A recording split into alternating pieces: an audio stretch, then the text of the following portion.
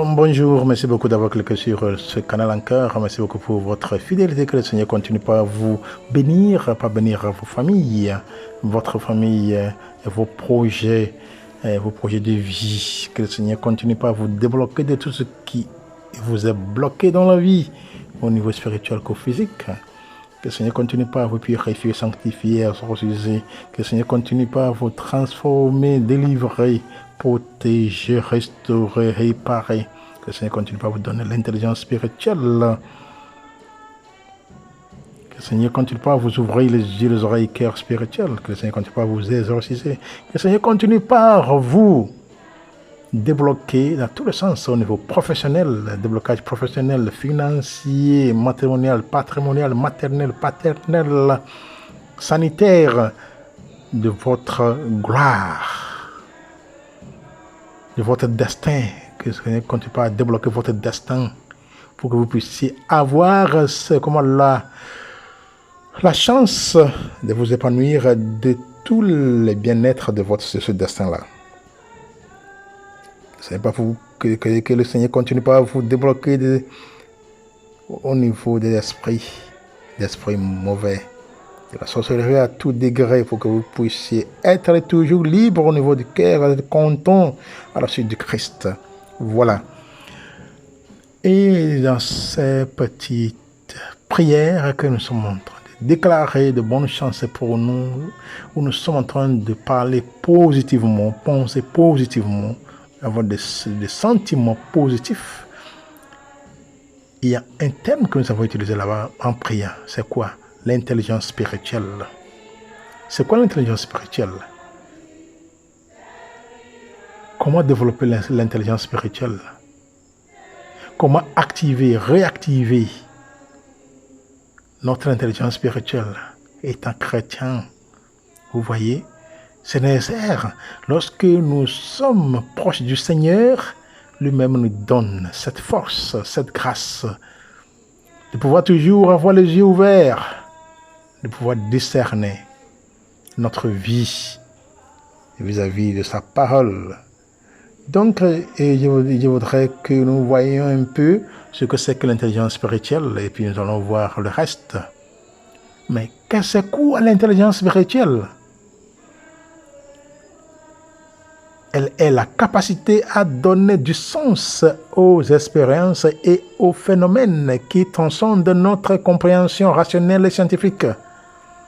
Elle permet de se connecter à des dimensions plus profondes de notre être, d'établir un lien avec quelque chose de plus grand que soi et d'accéder à une source intérieure de sagesse et d'amour.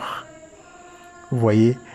Donc c'est ça un peu cette définition que nous avons abordée, et ça va nous aider à pouvoir bien progresser et dans notre partage en ce jour.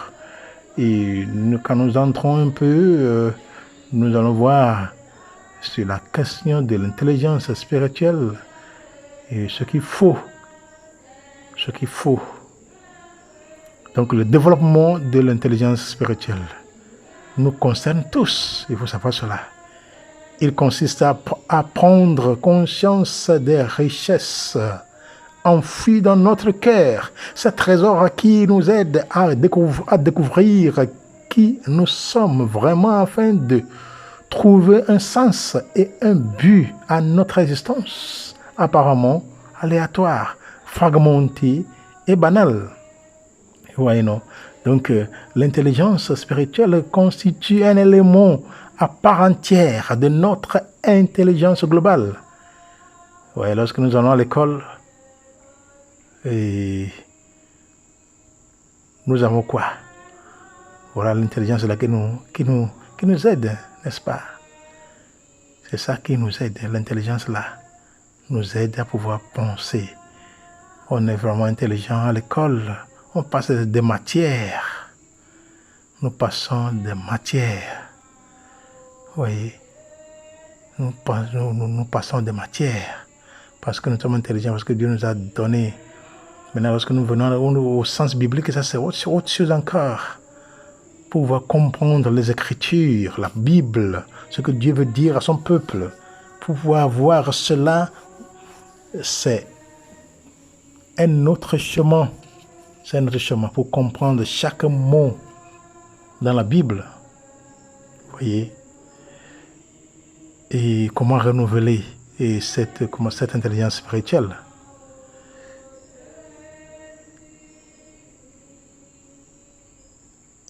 Comment renouveler son intelligence?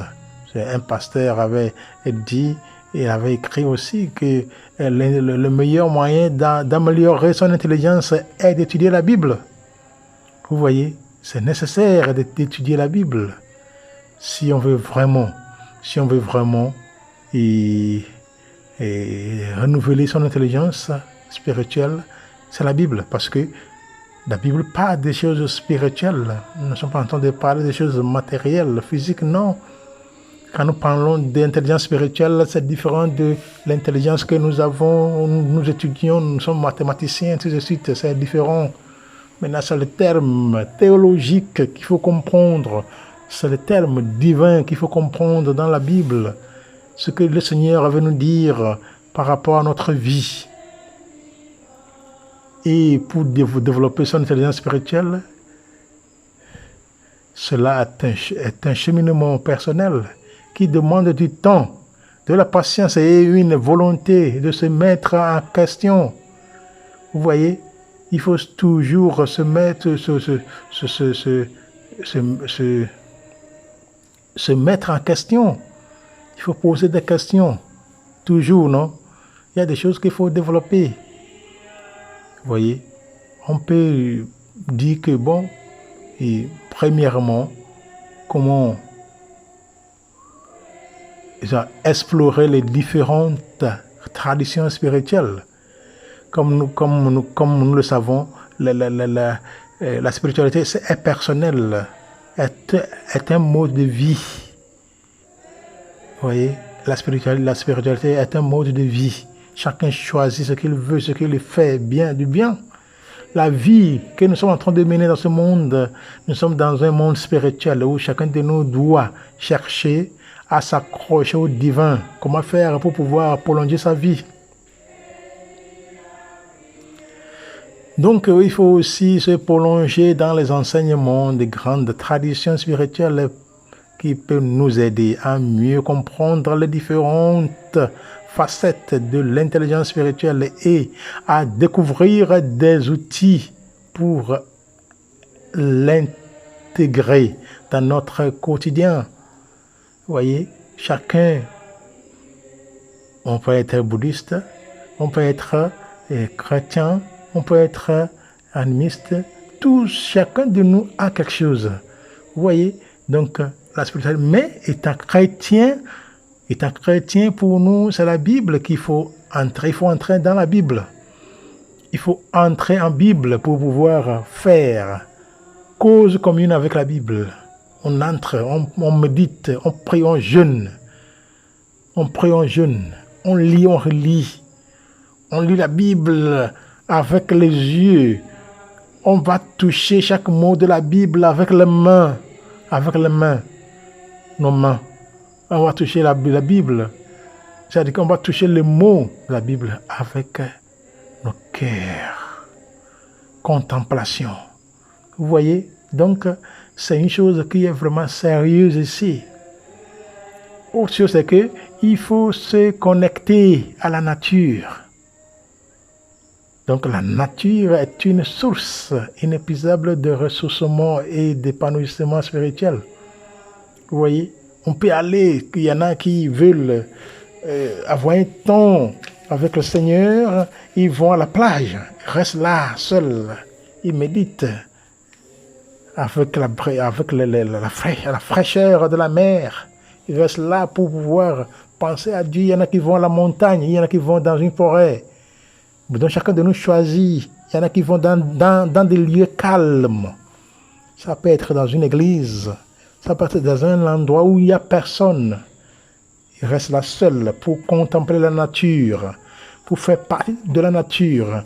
Il y en a qui vont même à pieds nus pour pouvoir toucher la terre, pour voir ce qui se passe. Passer du temps en plein air, c'est ça. Observer le cycle de la vie et se sentir connecté à cette force vitale qui nous entoure peut grandement contribuer à notre éveil spirituel. Vous voyez, donc c'est nécessaire de toujours faire cela.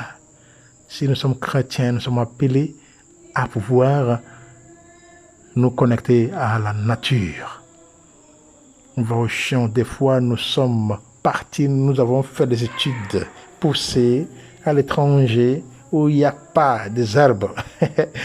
Nous sommes dans de grandes villes, dans de grandes villes, il n'y a pas de forêt là. Vous voyez, des fois on a besoin de toucher la nature, de se connecter avec la nature, respirer l'air fraîche, donc l'air frais. Vous voyez, l'air frais. Voir comment les choses sont. Avec l'odeur des plantes, on veut savoir. Vous voyez, on veut sentir l'odeur des fleurs, des plantes, de la terre, du sol. Vous voyez, on voit, on touche avec les mains, les doigts, la nature. On voit ce que le Seigneur fait.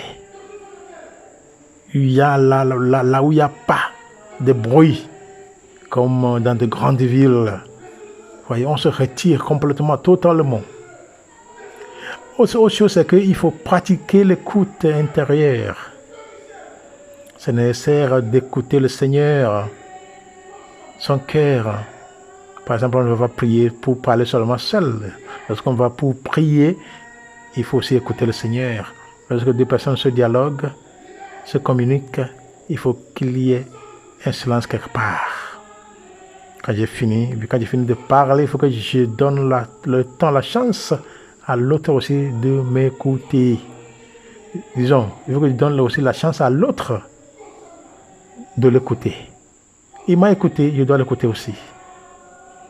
Prendre le temps d'écouter notre intuition et notre sagesse intérieure peut nous permettre de recevoir des réponses à nos questions existentielles et de prendre des décisions plus éclairées. Vous voyez, donc c'est ça, la méditation, la prière, ou encore lecture, les écritures automatiques sont des méthodes pour développer cette écoute intérieure. Vous voyez, des fois nous ne sommes pas là pour pouvoir méditer, pour pouvoir contempler le Seigneur. Des fois nous ne sommes pas là. Des fois, c'est difficile pour nous parce qu'il n'y a pas le temps. On travaille, il n'y a pas le temps pour pouvoir se recueillir avec le Seigneur, entrer dans l'intimité du Seigneur, entrer dans son intimité pour pouvoir se faire un avec lui, pour nous donner ce qui est nécessaire. C'est ça qui construit notre vie. Mais des fois, c'est difficile pour nous d'en faire. Oui, c'est difficile pour nous des fois d'en faire. Ce n'est pas facile. Nous sommes appelés à pouvoir bien nous adonner au Seigneur. Nous travaillons, oui, mais il faut aussi, si on veut vraiment bénéficier de notre vie sur cette terre, il faut donner le temps. Il faut donner le temps au Seigneur. Il faut donner le temps au Seigneur. Il faut donner le temps à l'écoute du Seigneur. Qu'est-ce que le Seigneur veut me dire? Qu'est-ce que le Seigneur veut me dire? Qu'est-ce que le Seigneur a pour moi?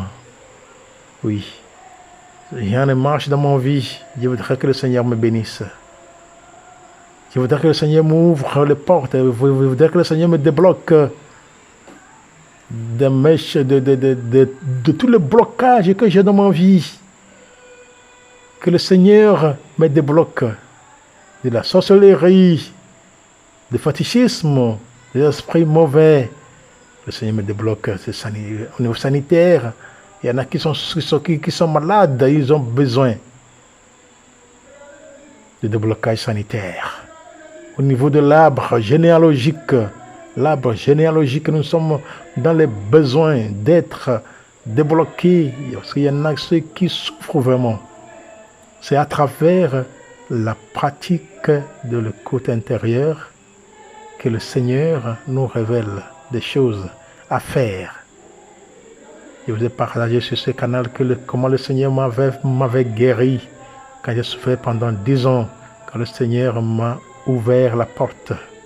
Le Seigneur m'a donné la clé. Le Seigneur m'a donné la clé. La clé pour faire quoi? Pour me guérir. Ce qu'il faut faire, le Seigneur m'a révélé et je l'ai fait et j'étais guéri. Vous voyez, donc c'est dans ce moment d'écoute, dans ce moment d'écoute intérieure au Seigneur, je pratique cette écoute, la pratique de l'écoute intérieure, que le Seigneur nous révèle quoi faire, que le Seigneur nous donne des solutions à nos problèmes, où le Seigneur nous donne des solutions à nos besoins, à nos difficultés, il nous donne l'approche de solutions. Vous voyez, il faut aussi essayer d'explorer. Non, pas ça, je suis désolé. Il faut essayer de cultiver la présence et l'attention plutôt. Il faut essayer de cultiver la présence et l'attention. Ça, c'est l'un de comment développer son intelligence spirituelle. Donc, il faut cultiver la présence et l'attention. Vous voyez, la présence. Donc, la première étape, donc, c'est-à-dire qu'il faut apprendre à être pleinement présent à chaque instant, sans se laisser distraire par nos pensées et nos émotions. Donc la méditation et la pleine conscience sont des pratiques efficaces pour entraîner notre esprit à rester centré et attentif. Par exemple, on ne peut pas aller pour prier et on est distrait. Si on va à l'église, par exemple, même la manière dont nous venons à l'église, non, il y a des fois on vient à l'église, on ne fait que bavarder entre amis. On bavarde et on rit. Au lieu de se concentrer, se laisser conduire par la parole de Dieu, écouter la parole de Dieu, voir ce que le Seigneur veut me dire à travers sa parole, passant par son prophète, ses prophètes. On bavarde, on est distrait, on se laisse toucher par n'importe qui, par n'importe quoi. Vous voyez, toutes ces choses-là ne nous aident pas. Lorsqu'on va pour prier, il faut se laisser emporter par l'Esprit du Seigneur.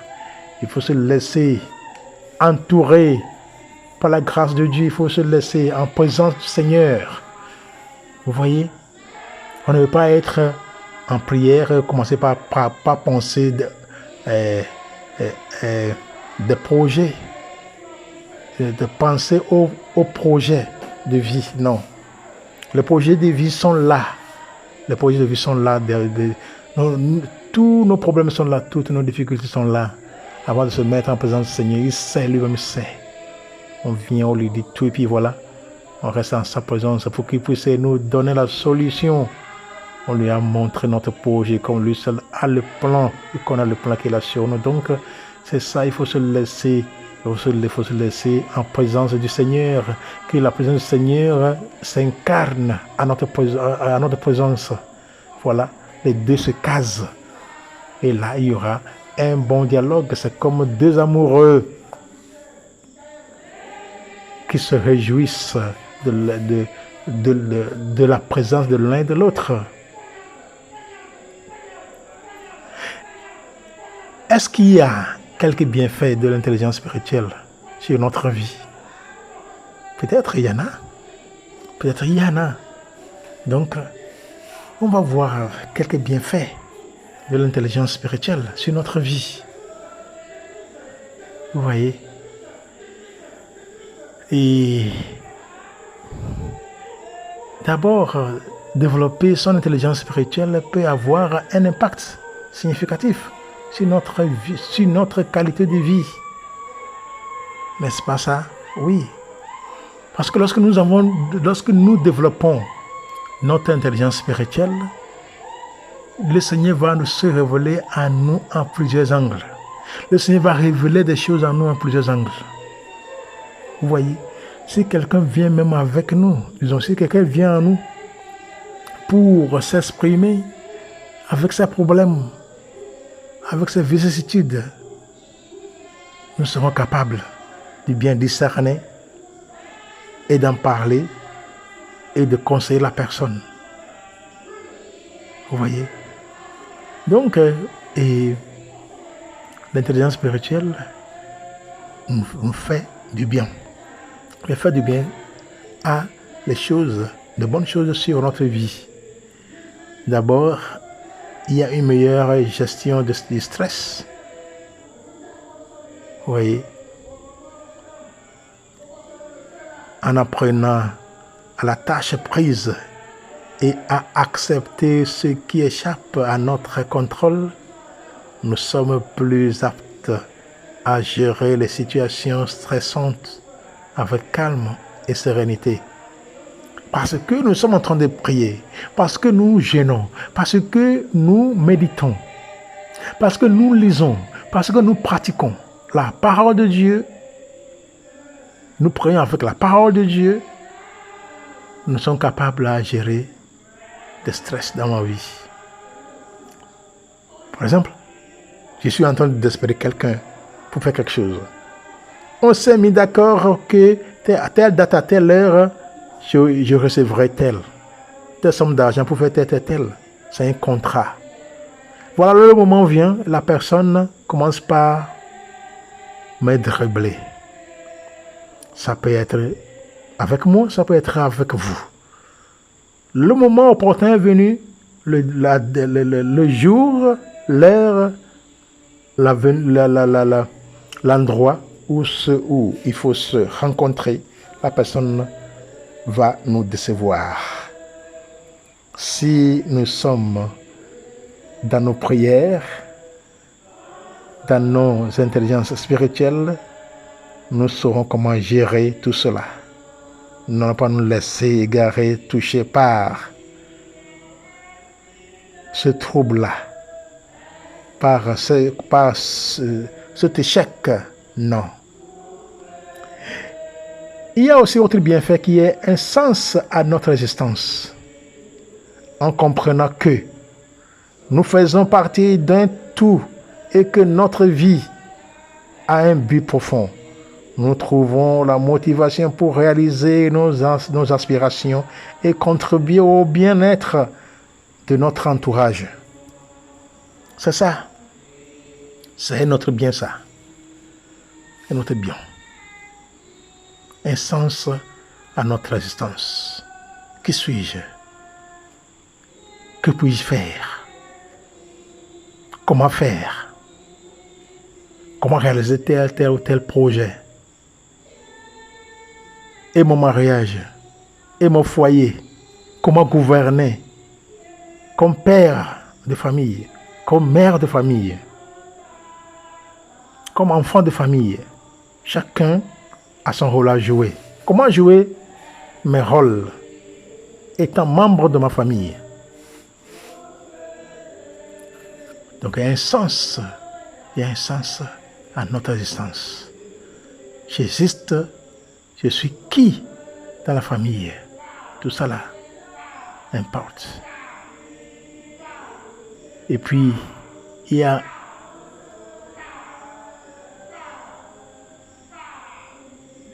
des relations plus harmonieuses. Ça, c'est autre bien ça.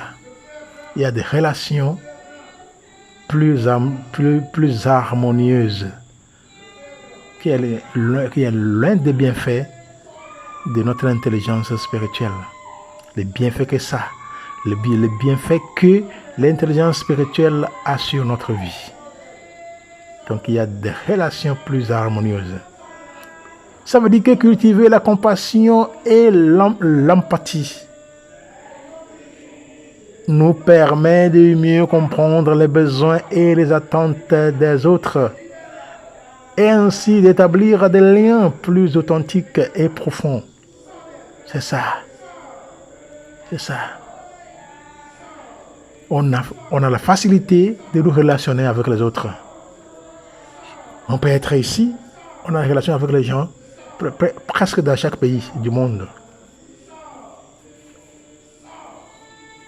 En Afrique, en Europe, en Asie, aux États-Unis, ou bien en Amérique du Nord, en Amérique du Sud, en Océanie, ainsi de suite. On peut avoir des gens partout dans le monde avec notre intelligence spirituelle. Parce que lorsque nous sommes en train de prier, méditer la parole de Dieu, pratiquer la parole de Dieu, partager la parole de Dieu, ça nous ouvre les horizons. Donc les horizons sont en train de s'ouvrir, qui nous donne cette facilité d'être libre dans la vie. Parce que la première richesse, c'est ça, c'est des amis. Lorsqu'on a des relations, il y a tout. À travers les relations, les gens sont partis en outre-mer.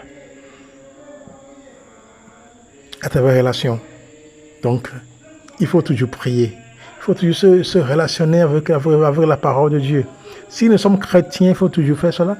Dans n'importe quelle religion vous êtes, il faut toujours chercher à comprendre notre existence. Et l'auteur de notre existence, qui est l'auteur là? Vous voyez, c'est nécessaire. Et il y a aussi un sentiment de paix et de joie.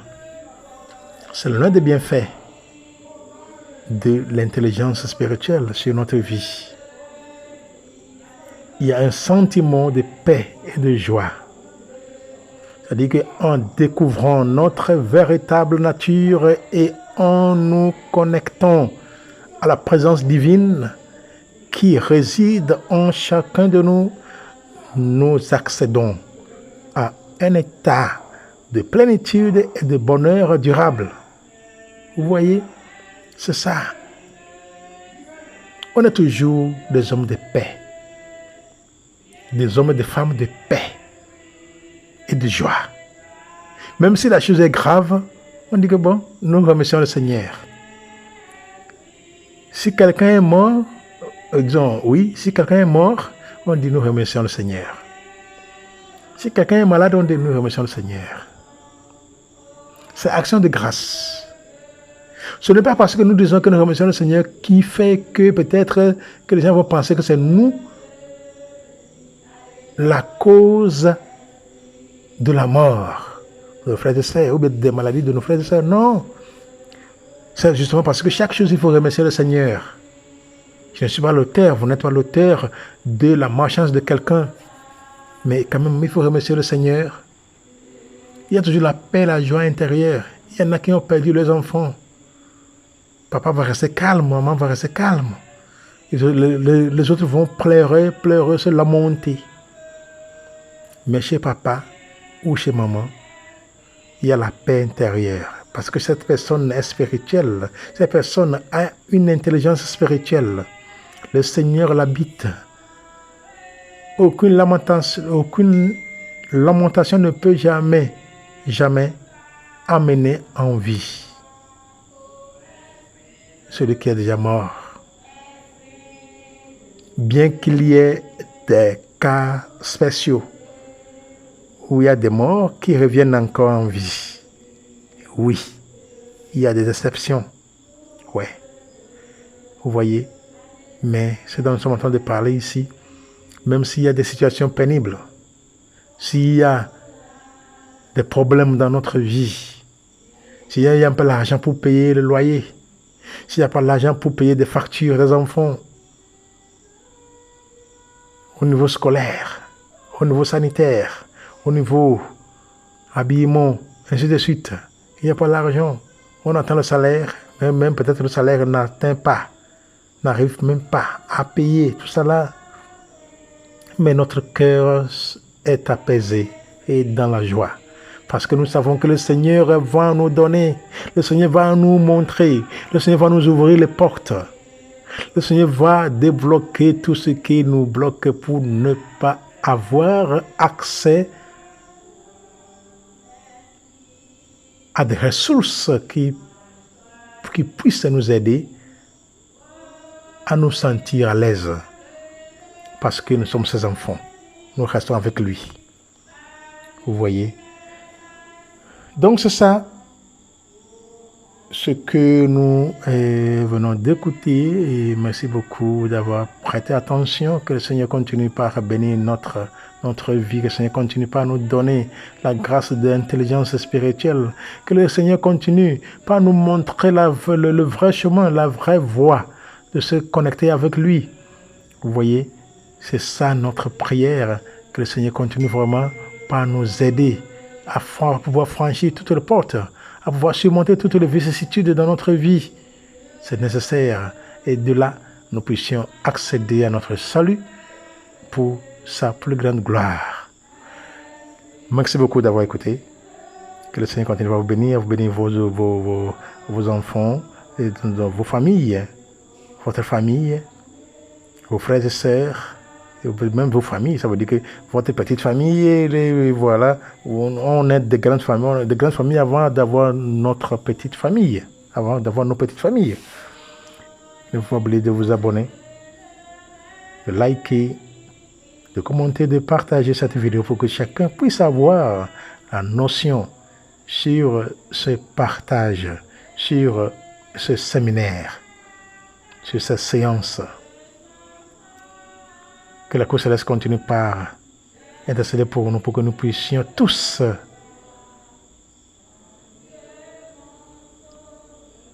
être sauvés dans le sang précieux de Christ. Shalom, shalom, shalom.